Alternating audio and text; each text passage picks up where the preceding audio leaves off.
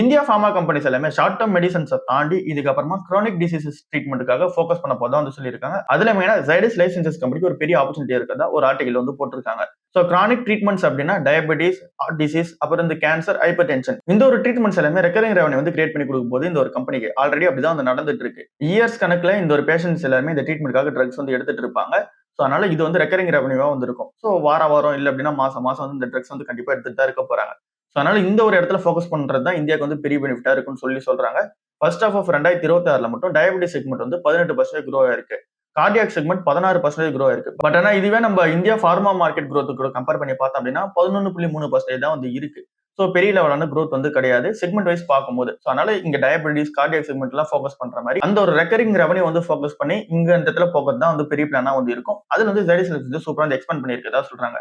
Chronic மெடிசன்ஸ்ல இருந்து பயோசிமிலர்ஸ் வரைக்குமே போயிருக்கதா சொல்றாங்க. அதை தாண்டி மெட்டெக் அப்புறம் வந்து ஸ்பெஷாலிட்டி ட்ரக்ஸ்லயும் உள்ள இருக்கதா சொல்றாங்க.